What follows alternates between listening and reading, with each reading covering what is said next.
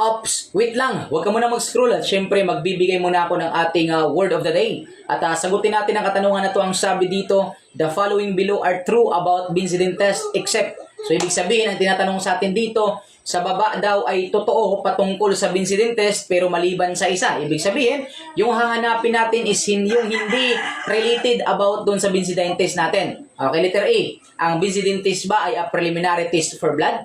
Letter B, ang ating bang Vincent test can detect even old blood stain? Or letter C, it is not a confirmatory test for blood? Or letter D, a presumptive test for semen? So now, tatandaan natin yung katanungan natin is pasok to sa ating forensic chemistry under ng ating forensic science, no? Na kung saan pinag-aralan natin yung mga different type of test natin. Pero tandaan natin, class, unang-una, kumbaga isipin agad natin yung ating Vincent test, it is a test for blood stain or it is considered, ginagamit natin tong test, a presumptive test for blood talaga yan, sa blood yan. So ibig sabihin, unang-una class, tandaan natin yung preliminary test for blood, no? Pag sinabi a preliminary test for blood, so tama siya kasi nga sa blood yan.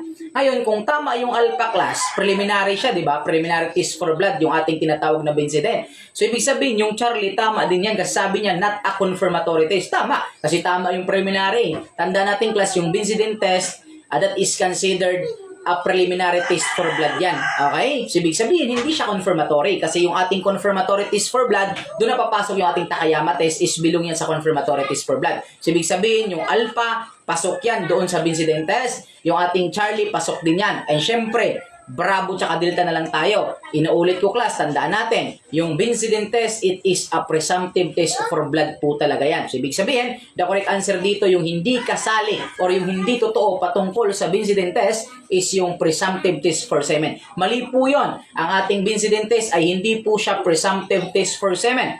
Yung ating pong presumptive test for semen ay nandun po yung ating Barberos test, Florence test, tsaka yung ating acid phosphate test, and so on and others na mga nabanggit po sa ating kumbaga pinag-aaralan natin. So the correct answer dito is Delta. And syempre sana nakatulong sa ito at ito pa din yung God, your Mr. Word of the Day, Emmanuel the Master Schumann, Villa Easter Villacarlos sa CBRC National Lecturer and a registered community. Nagsasabi sa inyo na para pumasa sa board examination, kailangan natin ang baso siya at tsamba. Baso siya, basa, sulatan siya, sabi ng tsamba, tiyaga, sipag at manalangin bawat araw. Thank you so much. God bless you.